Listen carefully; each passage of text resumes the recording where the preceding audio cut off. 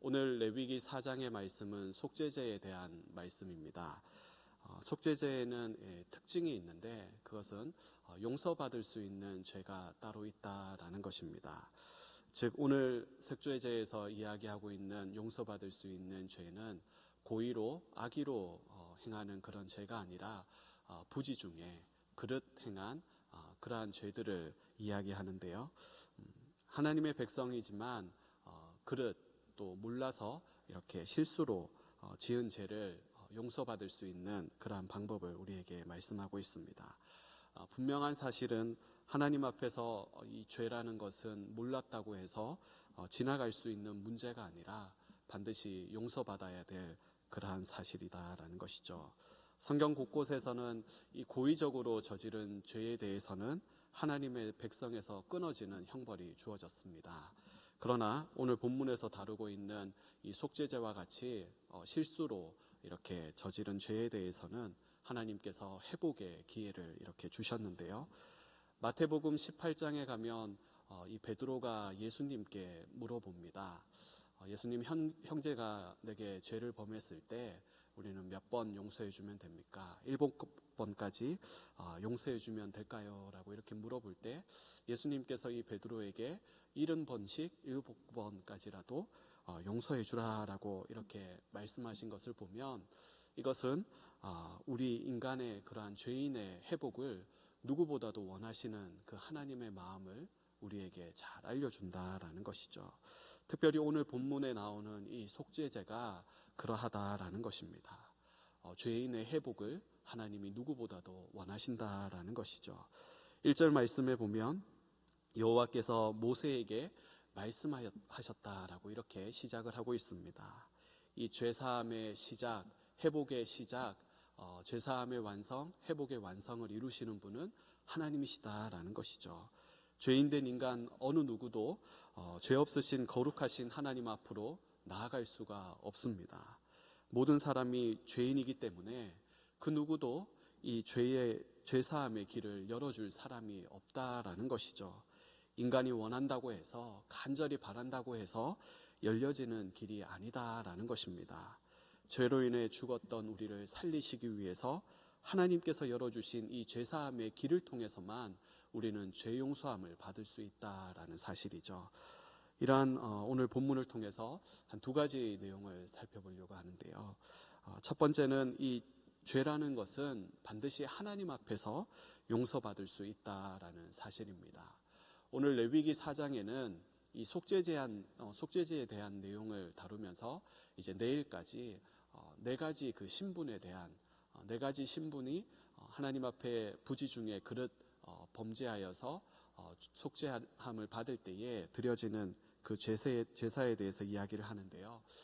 그 네 가지의 신분은 제사장, 그리고 이제 오늘 나오는 온 백성의 회중들을 이야기하고, 그리고 이제 내일 본문에 나오는 족장과 그리고 평민의 한 사람에 이르기까지 이스라엘 백성들의 어떤 전반적인 이러한 신분의 모습들을 이야기하고 있습니다. 그 중에서 오늘 본문은 이제 제사장이 범죄했을 때, 그리고 온 백성이 온 회중이 하나님 앞에 부지 중에 범죄했을 때에 그것을 깨닫게 되었을 때 어떻게 제사함을 받을 수 있는지 그 방법에 대해서 오늘 이야기하고 있는데요. 먼저 3절 말씀을 보면 이 기름 부음을 받은 이 제사장이 하나님 앞에 죄를 범했을 때에 어떻게 해야 되느냐? 흠없는 수송아지를 속죄제물로 삼아 4절 말씀에 보면 회막문 여호와 앞으로 끌어와야 한다라고 이렇게 말씀합니다. 그리고 이제 13절에 가면 온 회중이 부지 중에 하나님 앞에 범죄했을 때, 그것을 깨닫게 되었을 때 그것을 속죄함을 받을 수 있는 방법에 대해서 13절에서 말씀하는데요. 14절 말씀에 가서는 똑같이 이 수송아지를 가지고 나와서 여호와 앞에 잡아야 된다, 여호와 앞에서 잡아야 된다라고 말씀하고 있습니다. 죄사함을 받을 수 있는 방법은 인간의 그 어떤 노력으로 가능하지 않다라는 것이죠. 돌을 닦는다고 해서, 그리고 선행을 한다고 해서, 그리고 많이 구제한다고 해서 헌신적인 삶을 살고, 그리고 남을 위해서 자신의 생명까지 내어준다라고 할지라도 그것으로 제사함을 받을 수 없다라는 것이죠. 뿐만 아니라 이 세상 그 어느 곳에서도 이 제사함을 우리는 받을 수가 없습니다. 사람의 손으로 만든 우상이나 아니면 해와 달, 별, 그리고 자연 만물 앞에 가서 우리가 아무리 공을 들여서 제물을 드리고 이렇게 정성을 다 드린다고 해서 그곳에서 우리는 죄 용서함을 받을 수 없다라는 것입니다. 오직 죄인된 우리는 하나님 앞에서 우리의 죄의 문제를 해결받을 수 있는 줄로 믿습니다. 그러나 우리가 무작정 이 죄인이 하나님 앞으로 나아가는 것은 안 됩니다. 오늘 본문의 말씀을 보면 희생제물이 필요하다라는 것이죠. 오늘 본문에서 희생제물을 가지고 나온 이 수송아지를 어떻게 해야 되는지 오늘 4절 말씀해 보면 그 수송아지의 머리에 안수하고 그것을 여호와 앞에서 잡아야 된다라고 이렇게 말씀하고 있습니다. 온 회중을 위한 속죄물 또한 오늘 본문 15절 말씀해 보면 그 수송아지의 제사장이 그 수송아지의 머리에 안수하고 이제 제사장을 통해서 여호와 앞에서 잡아야 된다라고 이렇게 말씀합니다. 우리가 희생 제물에 손으로 안수한다라는 것, 머리에 안수한다라는 이러한 것은 자신의 죄를 이 희생 제물에 전가한다라는 그러한 의미가 담겨져 있습니다. 이것은 철저한 회개를 이렇게 전제한다라는 것을 말씀하는 것인데요. 이 회개 없이 드려지는 그러한 희생 제물은 아무런 소용이 없다라는 것입니다. 미가서 6장에 보면 종교적 행위에 빠져 있는 자들을 향하여서 미가 선지자는 하나님께서 기뻐하시는 제사가 무엇인지 말씀하는데요. 하나님께서는 이 천천의 순양과 만만의 강물과 같은 그러한 기름을 기뻐하지 않으신다라고 이렇게 말씀합니다. 하나님께서 속죄제를 드리는 자의 죄를 용서해 주시는 그 이유가 무엇일까요? 값비싼 이 수송아지를 흠없는 수송아지를 하나님께 드렸기 때문에 하나님께서 그 죄를 용서해 주시는 것입니까? 그것이 아닙니다. 그것은 바로 이 속죄제를 드리기 전에 중심으로 하나님 앞에 자신의 죄를 회개하고 그 회개하는 마음이 있었기 때문입니다. 그러므로 우리는 하나님 앞으로 나아갈 때에 진심 어린 회개의 마음으로 나아가야 된다라는 것이죠. 두 번째로 오늘 본문을 통해서 이 피 흘림이 없이는 죄사함을 받을 수 없음을, 곧 피 흘림을 통하여서 우리가 죄 용서함을 받을 수 있다라는 사실입니다. 오늘 본문 5절 말씀에 보면 제사장은 속죄제물로 가져온 수송아지를 잡아서 그 피를 가지고 회막에 들어가게 됩니다. 그리고 온 회중의 죄를 속죄하기 위해서 잡은 이 수송아지의 피도 오늘 본문 16절 말씀에 보면 수송아지의 피를 가지고 회막 안으로 들어간다라고 이렇게 말씀합니다. 그리고 17절 말씀에 보면 그 피를 7번 뿌리고 18절 보면 제단 뿔들에 바르라라고 말씀합니다. 그리고 그 남은 피는 모조리 번제단 밑에 다 쏟아 부어야 한다라고 말씀하고 있습니다. 피를 뿌리고 피를 바르는 그 이유는 히브리서 9장 22절 말씀처럼 율법을 따라 거의 모든 물건이 피로 정결하게 되고 피 흘림이 없이는 죄사함이 없기 때문에 그렇습니다. 7번 피를 뿌린다라는 이러한 의미는 성경에서 이 7이라는 숫자는 완전수인데요. 이것은 하나님 앞에서 우리가 이 속죄 제사를 통하여서 다시금 이 피로 온전하게 용서받음을 우리에게 말씀하는 것입니다. 우리가 하나님 앞에 진심으로 회개하며 나아갈 때에 하나님께서는 시편 103편 12절 말씀처럼 동이 서에서 먼 것처럼 우리의 죄가를 우리에게서 멀리 옮기시는 분이십니다. 나는 내가 지난 여름에 한 일을 알고 있다라고 말씀하시는 하나님이 아니시다라는 것이죠.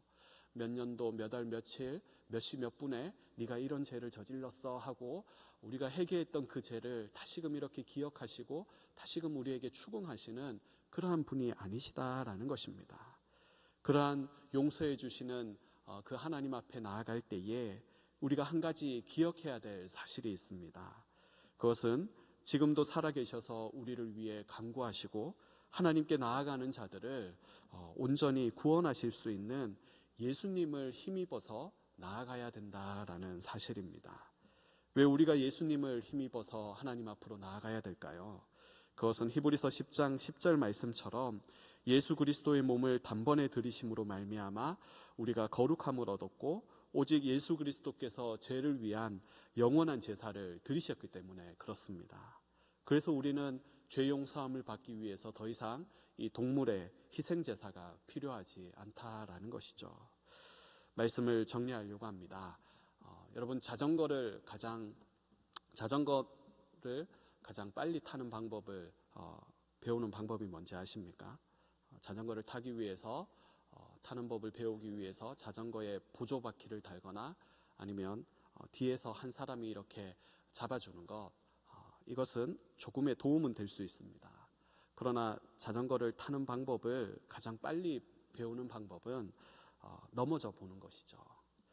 말이 안 되는 것 같은데 이 자전거를 타면서 넘어져 본 사람은 자전거를 혼자 타게 됩니다. 그런데 이 넘어지는 것이 무서워서 안 넘어지려고 온몸에 힘을 주고 그렇게 타는 사람은 이 넘어지는 것이 무서워서 자전거 타는 것을 포기하거나 아니면 몇 번 넘어진 것 때문에 그 고통 때문에 자전거 타는 것이 두려워서 포기하는 사람들이 있다라는 것이죠. 그러나 넘어져도 다시 일어서면 된다. 그렇게 편안한 마음으로 타는 사람은 마침내 혼자서 자전거 타는 법을 배우게 된다라는 것이죠. 하나님 앞에서 범죄한 우리의 모습도 그렇습니다. 우리는 하나님 앞에서 용서받은 죄인입니다. 우리가 의롭다 함을 받은 것은 우리가 의롭기 때문에 하나님께서 우리를 의롭다 하신 것이 아니라 우리는 의로우신 예수 그리스도의 그 보혈로 인하여서 우리는 칭의를 받은 것이죠. 하나님께서 예수 그리스도를 통하여서 우리를 의롭다고 여겨주신 것입니다. 그러니 우리는 여전히 하나님 앞에서 구원받은 자이지만 여전히 죄 용서함을 받았지만 여전히 죄 가운데 연약하여져서 언제 어디서든지 쉽게 넘어질 수 있는 그러한 연약한 자들이다라는 것이죠. 중요한 것은 우리가 이 연약함 가운데 넘어졌을 때, 죄를 지었을 때 회개하는 것이 중요하다라는 것입니다. 왜냐하면 회개하는 자만이 다시 회복되어질 수 있기 때문에 그렇습니다. 오늘 속죄제에 대한 말씀도 그렇습니다. 속죄제는 부지 중에 범죄한, 부지 중에 지은 죄를 용서받는 그러한 방법을 우리에게 말씀합니다. 분명 성경에서는 우리가 죄와 싸우되 피 흘리기까지 싸워야 된다라고 말씀합니다. 이것은 죄가 그리 만만한 상대가 아니다라는 것이죠. 마치 복싱 선수가 링 위에서 싸우는 것처럼 시간차 공격을 해야 되는, 시간차 공격을 주고받는 것과 같은 것입니다. 그런데 중요한 사실은 우리가 그것에 너무나 관심을 두지 않고 살아간다라는 사실이죠. 눈만 뜨면 죄짓기가 쉬운 시대를 우리가 살아가고 있으면서 우리는 유튜브를 통해서 눈으로 죄를 짓고 귀로 죄를 짓고 입으로 죄를 짓는 일에 너무나 부지 중에도 이러한 일들이 너무나 많이 일어남에도 불구하고 이것을 우리는 죄라고 생각하지 못하고 살아간다라는 것입니다. 더 중요한 사실은 때로는 이것이 죄다라고 지적해주는 이 말을 우리는 받아들이지를 못한다라는 사실입니다. 오늘 본문의 속죄제는 어떻게 시작됩니까? 3절 말씀에 보면 제사장의 범죄는 백성의 허물로 드러나고 온 회중의 범죄는 14절 말씀처럼 스스로 깨닫지 못하다가 누군가를 통해 죄를 깨닫는 것에서부터 시작된다라고 말씀을 합니다. 사무엘하 15장에 보면 다윗 왕 이야기가 나오는데요. 다윗 왕이 자기 아들 압살롬이 반역을 해서 왕위에 오를 때에 그가 다윗 왕이 예루살렘 성을 급하게 도망가는 그러한 장면이 나옵니다. 그때 예루살렘에서 떠날 때에 사울의 친족이었던 시므이가 이 다윗 왕을 향하여서 돌을 던지며 저주하며 사악한 자여 떠나라라고 하면서 외치는, 그렇게 저주하면서 쫓아오게 되죠. 여러분, 다윗 왕이 자기 아들의 이 반역으로 인해서 이렇게 예루살렘에서 떠날 때에 그 마음이 어땠을까요? 그러한 상황 가운데 이 시므이라는 한 사람이 쫓아오면서 돌을 던지면서 사악한 자여 떠나라라고 하나님께서 네게 심판하신다라는 이러한 메시지를 던질 때 여러분, 그때 다윗의 마음이 어떨까요? 여러분, 이러할 때 우리는 어떻게 이것을 해석할 수 있을까요? 그때에 다윗에게 가까이 있었던 이 아비새가 이 저